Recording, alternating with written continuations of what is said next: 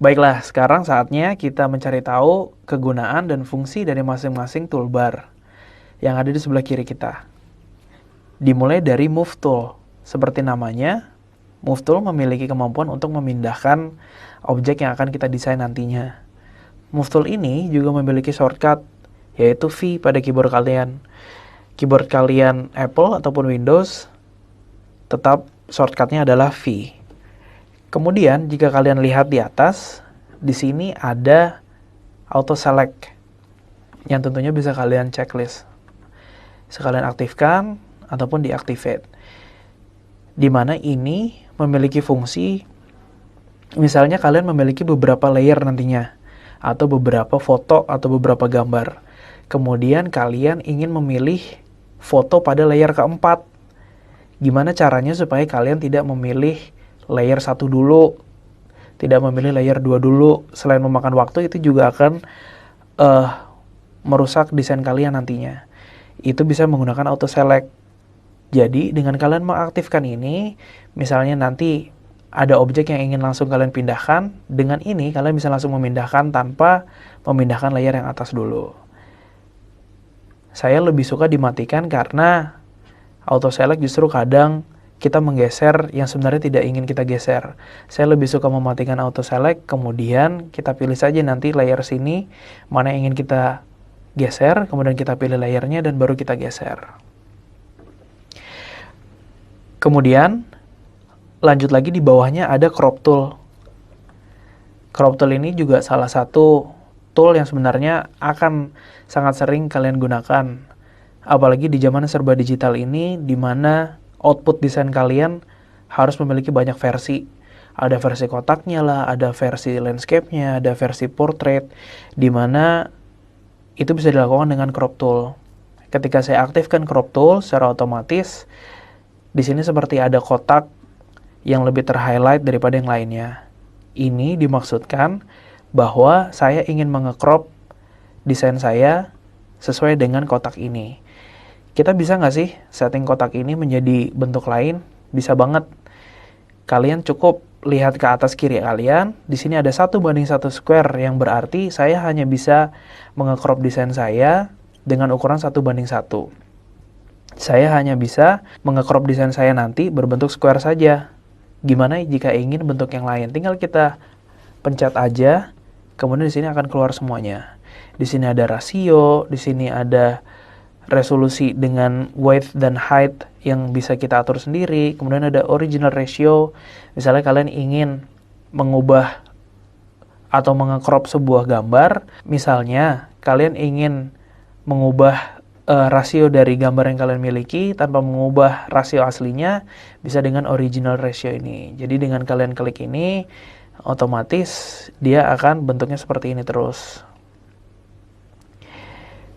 Gitu. Kemudian jika benar-benar ingin berubah banget, gimana sih caranya? Kalian bisa dengan ini, bisa dengan menggunakan width and height ratio, dimana kalian bisa langsung mengubah dengan menulis kalian ingin mengubahnya menjadi berapa senti atau berapa pixel gitu. Kemudian dengan pilihan ratio yang paling atas juga sebenarnya kalian bisa mengubah sendiri mau berapa banding berapa, tinggal tulis aja di sini. Atau biasanya pada kualitas video atau digital biasanya kita menggunakan 16:9, tinggal tulis aja di sini 16:9. Nah, kemudian otomatis bidang desain kalian akan mengikuti sesuai dengan ratio yang kalian butuhkan. Kemudian kalian tinggal pencet enter atau juga bisa pencet tanda checklist yang ada di sini. Dua-duanya boleh. Otomatis dia akan mengikuti ukuran sesuai dengan dimensi crop yang kalian sudah tentukan tadi.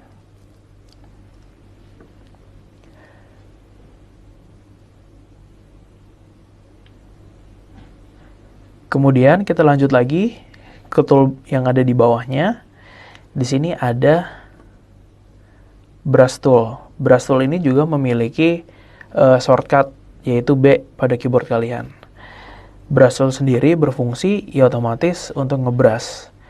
Jadi setelah kalian aktifkan brush tool, kalian bisa langsung ngebrush sesuai dengan yang kalian inginkan. Brush ini juga memiliki beberapa keunikan lain, seperti dengan kalian klik kanan pada bidang desain kalian, secara otomatis akan muncul panel menu lagi nih. Ini apa sih? Ini adalah bisa dibilang panel untuk kalian men-setting seperti apa brush itu nanti akan berbentuk. Jadi kalian bisa kecilkan atau besarkan size-nya. Kalian juga bisa atur tebal atau tipisnya. Kalian juga bisa atur di sini tajam atau tidaknya tepi dari brush kalian. Kalau kalian buka sedikit lagi, di sini ada banyak banget nih pilihan brush yang bisa kalian gunakan. Ini brush yang langsung ada dari Photoshop-nya. Kalian juga bisa menambahkan sendiri sebenarnya dengan mendownload brush di internet, atau kalian bisa bikin sendiri. Kemudian tinggal klik menu ini untuk menambahkan brush sesuai dengan keinginan kalian. Tapi brush yang paling sering saya gunakan adalah soft round dan hard round. Di mana soft ya berarti soft seperti ini. Jika kalian gunakan hard round, ya otomatis memiliki tepi yang lumayan tajam. Kemudian di sini juga ada ukuran. Kalian jika ingin mengatur seberapa besar atau kecilnya size dari brush kalian, atau untuk mempercepat lagi, kalian bisa gunakan shortcut yang ada pada keyboard kalian, yaitu kurung kurawal buka dan tutup. Dengan kurung kurawal buka, kalian bisa memperkecil, dengan tutup bisa memperbesar secara otomatis.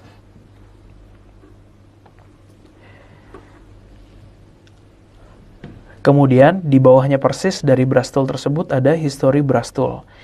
Ini digunakan untuk mengulang brush yang sudah kalian lakukan.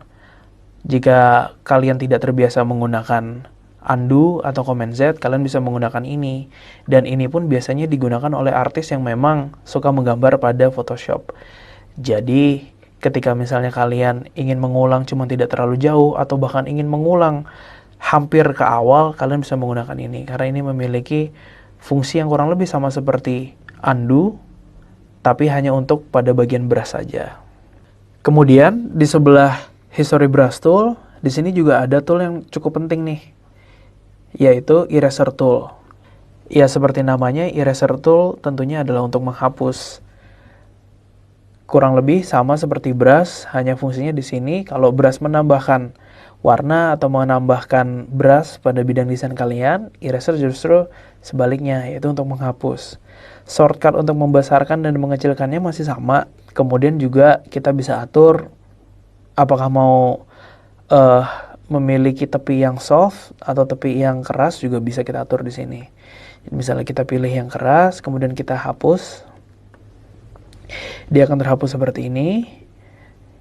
Kemudian jika kita ingin yang lembut atau yang soft, otomatis akan terhapus juga seperti ini. Itu adalah fungsi dari eraser tool. Kemudian lanjut, di bawahnya ada gradient tool dan juga bucket tool. Di sini yang langsung tampak di awal adalah gradient tool. Kalian bisa mengeluarkan bucket tool itu dengan klik kanan di sini, kemudian di bawahnya ada bucket tool. Klik kanan ini berfungsi pada Adobe Photoshop CC. Jika kalian memiliki Adobe Photoshop CS5 atau ke bawah, kalian cukup dengan klik terus saja, nanti menu tersebut akan keluar. Jadi fungsinya gradient tool ini apa? Fungsinya gradient tool tentunya untuk mengeluarkan atau untuk membuat gradient pada layer Anda, atau membuat gradasi bahasa Indonesianya gitu. Jadi misalnya di sini kalian sudah memiliki warna hitam dan putih, kemudian kalian mengaktifkan gradient tool, kemudian kalian tinggal drag saja di sini. Otomatis layer gradient akan keluar pada bidang desain Anda. Jadi caranya tidak dengan mengklik sekali ataupun 2 kali, kalian dengan menggesernya. Jadi ini dimaksudkan titik awal gradient berwarna hitam Anda, kemudian pada titik akhir berwarna putih.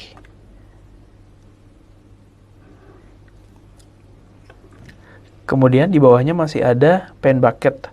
Pen bucket ini juga merupakan sebuah tool yang lumayan sering saya gunakan, karena ini bisa mewarnai dengan sangat cepat. Jadi seperti bentuknya seperti cat tumpah, di mana kalian bisa memilih ini, kemudian di sini kalian memiliki warna hitam, Kemudian langsung klik saja di bidang desain kalian, secara otomatis warnanya akan mengikuti warna yang ada di belakangnya. Jadi dia seperti menumpahkan cat pada bagian tembok tertentu.